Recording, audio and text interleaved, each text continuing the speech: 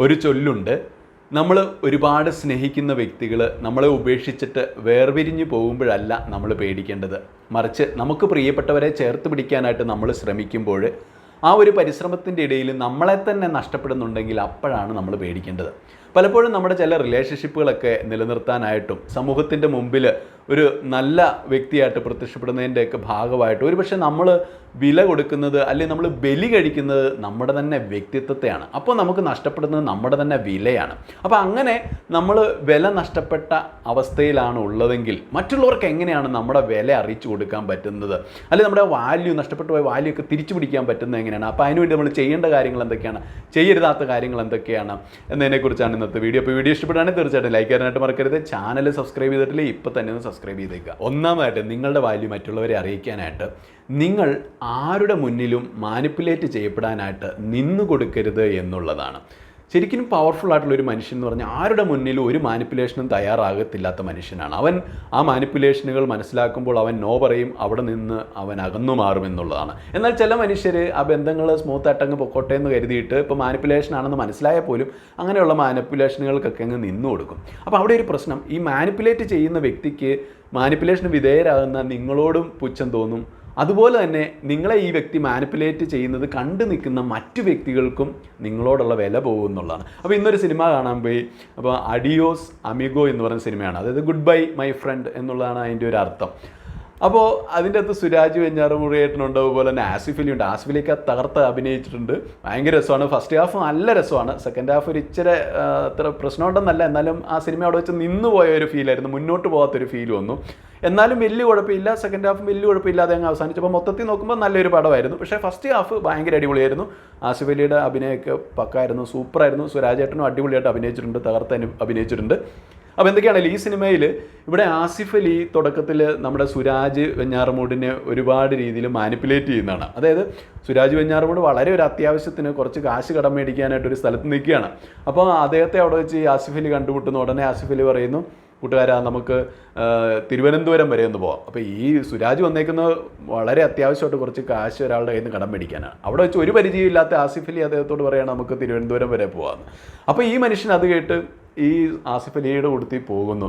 അപ്പോൾ അങ്ങനെ ഈ ആസിഫ് അലി പറയുന്ന കാര്യങ്ങൾക്കൊക്കെ ഈ മനുഷ്യൻ വഴങ്ങി കൊടുക്കുന്നു. അതായത് അയാൾക്ക് ഇതിൻ്റെ ഒന്നും ആവശ്യമില്ല, അങ്ങോട്ട് പോകേണ്ട ഒരു ആവശ്യം ഇല്ലെങ്കിലും ഈ ആസിഫ് അലി പറയുന്നതിനെല്ലാം ഇയാൾ സമ്മതിക്കുന്നു, അങ്ങനെ ആ കൂട്ടത്തിൽ പോകുന്നു എന്നുള്ളതാണ്. അപ്പോൾ എന്തൊക്കെയാണെങ്കിലും ചില മനുഷ്യർ അങ്ങനെയുണ്ട്.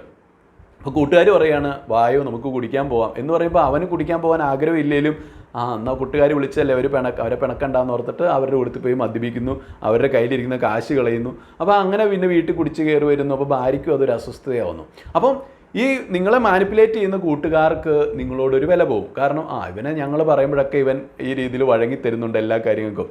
അപ്പോൾ അവരുടെ മുന്നിൽ നിങ്ങളുടെ വില ഇത് കണ്ടു നിൽക്കുന്നവർക്ക് നിങ്ങളോടുള്ള വില പോകുന്നുള്ളതാണ്. അപ്പോൾ അതായത് ഇവിടെ ഭാര്യ നോക്കുമ്പോൾ നിങ്ങൾ എപ്പോഴും നിങ്ങളുടെ കൂട്ടുകാരാൽ മാനിപ്പുലേറ്റ് ചെയ്യപ്പെടുന്നു. അപ്പോൾ ആ ഭാര്യയ്ക്ക് പോലും നിങ്ങളോടുള്ള വില പോയി. അപ്പോൾ ആ രീതിയിൽ റിലേഷൻഷിപ്പിൽ നമ്മൾ എപ്പോഴും സ്വന്തമായിട്ട് തീരുമാനം എടുക്കാനുള്ളൊരു കഴിവ് നമുക്ക് എല്ലാ കാര്യത്തിലും ഉണ്ടായിരിക്കണം. മറ്റുള്ളവരാരും നമ്മുടെ തീരുമാനങ്ങളിൽ കയറി ഇടപെടാനായിട്ട് അനുവദിക്കരുത്. മറ്റുള്ളവരോട് ചില കാര്യങ്ങളൊക്കെ നമുക്ക് സംശയമുള്ള കാര്യങ്ങൾ ചിലപ്പം സംശയമൊക്കെ ചോദിക്കാം, അല്ലെ അവരുടെ അഭിപ്രായമൊക്കെ ചോദിക്കാം എന്നുള്ളതല്ലാതെ നമ്മുടെ തീരുമാനങ്ങൾ നമ്മൾ തന്നെ എടുക്കുക. അതും നമുക്ക് വേഗത്തിൽ തീരുമാനം എടുക്കാനുള്ള കഴിവുണ്ടായിരിക്കണം. അപ്പം സ്വയം വേഗത്തിൽ തീരുമാനം എടുക്കാൻ കഴിവുള്ളവരെയാണ് മറ്റുള്ളവരെല്ലാവരും വില വെക്കത്തുള്ളൂ. അതിപ്പോൾ ഒരു പുരുഷനായിക്കോട്ടെ സ്ത്രീ ആയിക്കോട്ടെ. അല്ലാതെ നിങ്ങൾ നാട്ടുകാരനെ വീട്ടുകാരുടെ എല്ലാ അനുവാദം ചോദിച്ചു നടന്ന ഒരു കാര്യം ചെയ്യണമെങ്കിൽ എല്ലാവരോടും അനുവാദവും സമ്മതപത്രവും ഒക്കെ മേടിച്ചിട്ട് അല്ലെ അവർ പറയുന്നതനുസരിച്ചാണ് ചെയ്യുന്നതെങ്കിൽ സ്വന്തമായിട്ട് ഒരു തീരുമാനം ഇല്ലാത്ത വ്യക്തിയാണെങ്കിൽ നിങ്ങളുടെ ലൈഫ് പോയി. നിങ്ങൾക്ക് അപ്പോൾ നോ പറയാനും അറിവുണ്ടാവില്ല. അത് തന്നെയല്ല എല്ലാവരും നിങ്ങളിങ്ങനെ മാനിപ്പുലേറ്റ് ചെയ്യപ്പെടും, മിസ്യൂസ് ചെയ്യപ്പെടും എന്നുള്ളതാണ്. അപ്പോൾ നിങ്ങൾക്ക് വില വേണമെങ്കിൽ നിങ്ങൾ ഒന്നാമതായിട്ട് തീരുമാനം എടുക്കേണ്ടത് ഇനി ഞാൻ ആരുടെയും മാനിപ്പുലേഷന് വഴങ്ങി കൊടുക്കത്തില്ല, എനിക്ക് എൻ്റേതായിട്ടുള്ള ഒരു തീരുമാനമുണ്ട്, മറ്റാരും എൻ്റെ തീരുമാനത്തിൽ കയറി ഇടപെടേണ്ട. തന്നെയല്ല നമ്മുടെ ജീവിതം നമ്മുടെ കൺട്രോളിലായിരിക്കണം. മറ്റുള്ളവരുടെ കൺട്രോളിന് നമ്മുടെ ജീവിതത്തെ വിട്ടുകൊടുക്കരുത്. പ്രത്യേകിച്ച് ഡെയിലി ലൈഫ് ഓരോ ദിവസവും വളരെ പ്രധാനപ്പെട്ടതാണ്.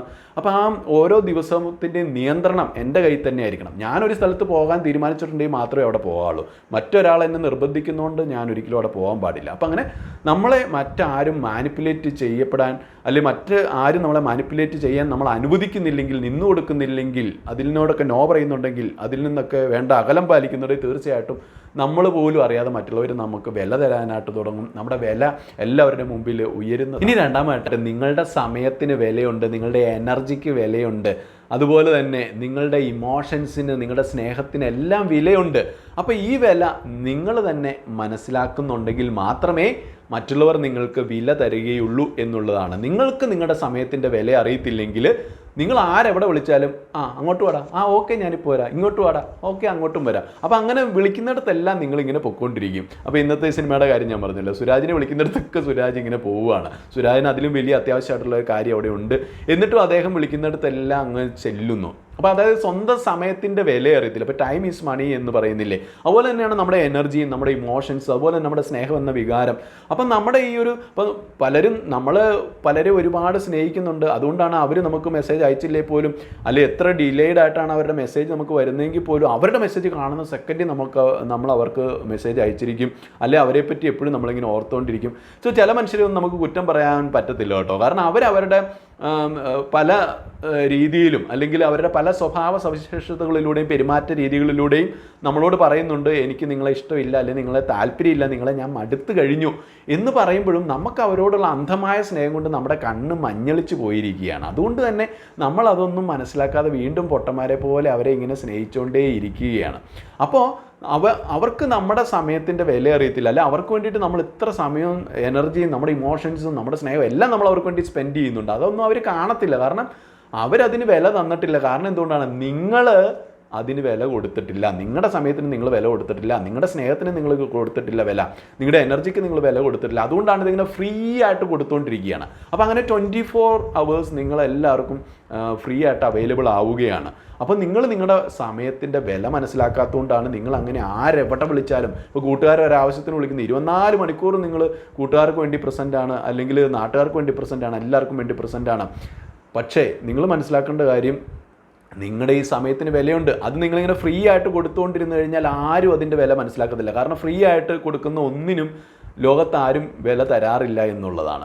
അപ്പോൾ അതിനൊരു സ്കേഴ്സിറ്റി ഉണ്ടാകുമ്പോഴാണ് ഓരോ സാധനങ്ങളുടെ ഡിമാൻഡ് ആൾക്കാർക്ക് മനസ്സിലാവുന്നത്. ചെറിയ ഉദാഹരണം പറഞ്ഞ്, ഇപ്പോൾ നാട്ടിൽ എവിടെ നോക്കിയാൽ ഈ കരിങ്കൽ പാറക്കൂട്ടങ്ങൾക്ക് പകരം സ്വർണ്ണമാണെന്നിരിക്കട്ടെ, അപ്പോൾ എല്ലായിടത്തും സ്വർണ്ണമാണ്. അപ്പോൾ അങ്ങനെയാണ് ഈ സ്വർണ്ണത്തിന് എന്തെങ്കിലും ഒരു ഡിമാൻഡ് ഉണ്ടാവുമോ? അപ്പോൾ സ്വർണം വളരെ അമൂല്യമായിട്ട് പവന് 19,000 രൂപ വില വരുന്നതുകൊണ്ട് എന്താണ് അപ്പോൾ അത് അമൂല്യമായിട്ടുള്ളൊരു വസ്തുവാണ്. അത് റെയറായിട്ട് നമുക്കങ്ങനെ പെട്ടെന്ന് ഭൂമിയിൽ നിന്ന് ഇങ്ങനെ കണ്ടുകിട്ടാൻ പറ്റുന്ന സാധനമല്ല, പ്രോസസ്സ് ചെയ്തൊക്കെയാണ് നമ്മളിത് കണ്ടെടുത്ത് ഖനനം ചെയ്തെടുക്കുന്നത്.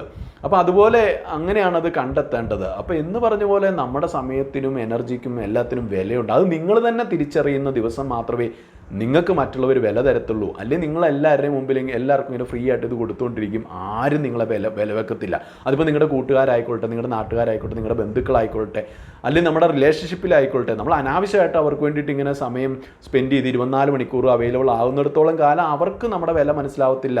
അതുകൊണ്ട് തന്നെ നിങ്ങൾക്ക് വില തരത്തില്ല. നിങ്ങൾ തന്നെ ഡിമാൻഡ് ഇട്ട് എൻ്റെ സമയത്തിന് വിലയുണ്ട് എന്ന് പറഞ്ഞ് അത് ബോധ്യപ്പെട്ട് കഴിയുമ്പോൾ നിങ്ങൾക്ക് പിന്നെ വേസ്റ്റ് ചെയ്യാൻ സമയം ഉണ്ടാവത്തില്ല. അതുകൊണ്ട് തന്നെ നിങ്ങൾ സമയം ചെലവഴിക്കുന്നത് വളരെ കൃത്യതയോടെ ആയിരിക്കും, അത് കുറുക്കി കൊള്ളുന്ന രീതിയിലായിരിക്കും, ഉപയോഗപ്രദമായിട്ടായിരിക്കും. അപ്പോഴേ നിങ്ങൾക്ക് മറ്റുള്ളവർ വില തരത്തുള്ളൂ എന്നുള്ളത്. ഇനി മൂന്നാമായിട്ട്, അനാവശ്യ ബാധ്യതകളും അനാവശ്യ കമ്മിറ്റ്മെൻറ്റുകളും അനാവശ്യ ഭാരങ്ങളും ഒന്നും ഏറ്റെടുക്കരുത്. നിങ്ങളുടെ കമ്മിറ്റ്മെൻറ്റുകൾ നിങ്ങൾ ഏറ്റവും ഉത്തരവാദിത്വത്തോടെ സമയക്രമത്തോടെ ചെയ്തു തീർക്കുകയും ചെയ്യണമെന്നുള്ളതാണ്. അല്ലെങ്കിൽ മറ്റുള്ളവരുടെ മുമ്പിൽ നിങ്ങളുടെ വില പോകും. ചില മനുഷ്യരുണ്ട് നാട്ടിലെ എല്ലാ വള്ളിയും ഏറ്റെടുത്ത് നടക്കുന്നവർ. അപ്പോൾ അങ്ങനെയുള്ള മനുഷ്യർക്ക് ഒരു വില ഉണ്ടാവത്തില്ല. കാരണം അവർ സ്വന്തം കമ്മിറ്റ്മെൻറ്റുകൾ പൂർത്തിയാക്കാത്തവരായിരിക്കും, സ്വന്തം ഉത്തരവാദിത്തങ്ങളൊന്നും അവർ ചെയ്യുന്നുണ്ടാവില്ല. ഇപ്പോൾ ഉദാഹരണത്തിന് ഇപ്പോൾ ഇന്നത്തെ അഡിയോസ് അമീഗോ എന്ന് പറഞ്ഞ സിനിമയിൽ തന്നെ ആസിഫ് അലി വളരെ കോടീശ്വരനായിട്ടുള്ളൊരു മനുഷ്യനാണ്. അപ്പോൾ അദ്ദേഹം കണ്ണി കാണുന്നവർക്കൊക്കെ ഇങ്ങനെ ഇഷ്ടംപോലെ പൈസ വാരി കൊടുക്കും. അത് ഒരു ആവശ്യമില്ലാത്ത കാര്യങ്ങൾക്ക്, വളരെ അനാവശ്യമായിട്ടുള്ള കാര്യങ്ങൾക്കും അദ്ദേഹം ഇങ്ങനെ കാശ് ചിലവഴിക്കും. ഇപ്പോൾ ഒരു പാർട്ടി എവിടെയെങ്കിലും നടക്കുകയാണെങ്കിൽ അദ്ദേഹം പോകുന്ന വഴിക്ക് ആ പാർട്ടി കാണുമ്പോൾ ഉടനെ അദ്ദേഹം ആ പാർട്ടിക്ക് വേണ്ടിയുള്ള മൊത്തം പൈസയെ അദ്ദേഹം തന്നെ അങ്ങ് മുടക്കുന്നു. അപ്പോൾ അങ്ങനത്തെ സ്വഭാവമൊക്കെയാണ്. അപ്പോൾ അത് ആത്യന്തികമായിട്ടൊരു ധൂർത്ത് തന്നെയാണ്, അല്ലെങ്കിൽ ഒരു അനാവശ്യമായിട്ടുള്ളൊരു കമ്മിറ്റ്മെൻറ്റാണ്. അപ്പോൾ അതുകൊണ്ട് തന്നെ അദ്ദേഹത്തിൻ്റെ വീട്ടിലിരിക്കാൻ അദ്ദേഹത്തിന് സമയമില്ല, സ്വന്തം ഭാര്യയുടെ കൂട്ടത്തിൽ ഒരു അല്പസമയം സ്പെൻഡ് ചെയ്യാൻ സമയമില്ല, നാട്ടിലെ ബാക്കി എല്ലാവരുടെയും കാര്യം തിരക്കി ഇങ്ങനെ അലഞ്ഞു തിരിഞ്ഞ് നടക്കുകയാണ്. അപ്പോൾ ഭാര്യ കണ്ണീരോട് പറയുന്ന ചേട്ടൻ എന്ന് വരും എന്ന് നോക്കി, ഈ ഭർത്താവ് വരുന്നു നോക്കി വീട്ടിൽ കാത്തിരിക്കുകയാണ്. അവളുടെ കൂട്ടത്തിൽ സ്പെൻഡ് ചെയ്യാൻ പോലും അവന് സമയമില്ല. അപ്പോൾ അവൻ സ്വന്തം കുടുംബം മറന്നിട്ട് നാട്ടിലെല്ലാവരുടെയും കൂടെ ഇങ്ങനെ അടിച്ചു പൊളിച്ച് കറങ്ങി തിരിഞ്ഞ് ഇങ്ങനെ നടക്കുകയാണ്. അപ്പോൾ എന്ന് പറഞ്ഞ പോലെ ചില മനുഷ്യരുണ്ട്, നാട്ടിലെ എല്ലാ വള്ളികളും ഏറ്റെടുക്കും, എല്ലാ കമ്മിറ്റ്മെൻറ്റ്സും ഏറ്റെടുക്കും, എന്നാൽ സ്വന്തം വീട്ടിലോട്ടൊന്ന് തിരിഞ്ഞു നോക്കാനോ സ്വന്തം കമ്മിറ്റ്മെൻറ്റുകൾ ചെയ്യാനോ സമയമില്ലാത്തവരുണ്ട്. അപ്പോൾ അങ്ങനെയുള്ളവരെ നാട്ടിൽ ആർക്കും ഒരു വില ഉണ്ടാവത്തില്ല. കാരണം നമ്മൾ നമ്മുടെ വീട്ടിൽ നിന്നാണ് തുടങ്ങേണ്ടത്. അത് കഴിഞ്ഞിട്ട് നമുക്ക് സമയമുണ്ടെങ്കിൽ ആ കാര്യങ്ങളൊക്കെ, നമ്മുടെ ഉത്തരവാദിത്തങ്ങളൊക്കെ ശരിയായ രീതിയിൽ ചെയ്യുന്നുണ്ടെങ്കിൽ നമുക്ക് ബാക്കിയുള്ള കാര്യങ്ങളൂടെയൊക്കെ ചെയ്തു തീർക്കാൻ പറ്റും. ഇപ്പം നിങ്ങളിങ്ങനെ എയർപോർട്ടിലോട്ട് പോകുന്ന വഴിക്ക് നിങ്ങളുടെ കൂട്ടത്തിൽ സഞ്ചരിക്കുന്ന ഒരു മനുഷ്യൻ, അപ്പോൾ അദ്ദേഹത്തിൻ്റെ കയ്യിൽ ഒരു വലിയ പെട്ടിയുണ്ട്. അപ്പോൾ നിങ്ങൾ ഉടനെ, നിങ്ങളുടെ കൈ ഫ്രീ ആണ്, ഉടനെ നിങ്ങൾ പറയുന്നു ഒരു കാര്യം ചെയ്യാം, ആ ഭാരം ഇങ്ങോട്ട് തന്നേ, ഞാൻ പിടിച്ചോളാം എന്ന് പറഞ്ഞിട്ട് ആ ഒരു സൂട്ട് കേസ് മേടിച്ച് പിടിക്കുന്നു. അപ്പോഴാണ് വേറൊരു വയസ്സായിട്ടുള്ള ഒരു വല്യമ്മച്ചി ആ വഴി പോകുന്നത്. അപ്പോൾ ആ വല്യമ്മച്ചിയോട് പറഞ്ഞാൽ നിങ്ങളുടെ ആ സൂട്ട് കേസ് കൂടി ഇങ്ങോട്ട് ഞാൻ പിടിക്കാം, അതും എടുത്ത് പിടിക്കുന്നു. അപ്പോഴാണ് കുറച്ച് പിള്ളേരെല്ലാം കൂടെ പോകുന്നത്. അപ്പോൾ അവരോട് പറഞ്ഞു നിങ്ങളുടെ സൂട്ട് കേസ് ഞാൻ പിടിക്കാമെന്ന്, അതെടുത്ത് മുതുകത്ത് വെക്കുന്നു. അങ്ങനെ വേറെ വഴി കൂടെ പോയി കുറേ പേരുടെ ഭാരം എല്ലാം എടുത്ത് ഇയാളിങ്ങനെ മുതുകത്ത് വെച്ചു. പിന്നെ അവസാനം ഇയാൾക്ക് ഒരടി മുന്നോട്ട് പോകാൻ പറ്റാത്ത രീതിയിൽ 100 കണക്കിന് കിലോ ഇങ്ങനെ മുതുകത്തിരിക്കുകയാണ്. ഇങ്ങനെയാണ് ചില മനുഷ്യർ. സ്വന്തം ഭാരം ഓൾറെഡി കയ്യിലുണ്ട്, ആ കൂട്ടത്തിൽ നാട്ടുകാരുടെ മുഴുവൻ ഭാരം കൊണ്ട് എടുത്ത് തലേ വെച്ചിട്ട് എങ്ങും എത്തിപ്പെടാനായിട്ട് പറ്റത്തില്ല. സ്വന്തം കമ്മിറ്റ്മെൻറ്റുകളും വിജയകരമായിട്ട് ഉത്തരവാദിത്തകരമായിട്ട് ഒന്നും തീർക്കാൻ പറ്റത്തില്ല. അപ്പോൾ നിങ്ങൾക്ക് മറ്റാരുടെയും മുന്നിൽ, പ്രത്യേകിച്ച് നിങ്ങൾ സ്നേഹിക്കുന്ന വ്യക്തികളുടെ മുന്നിൽ, നിങ്ങളോട് ചേർന്ന് നിൽക്കുന്ന വ്യക്തികളുടെ മുമ്പിൽ, നിങ്ങളുടെ ആ ഒരു റിലേഷൻഷിപ്പിൽ ഒന്നും അവർ പോലും നിങ്ങൾക്ക് വില തരത്തില്ല എന്നുള്ളതാണ്.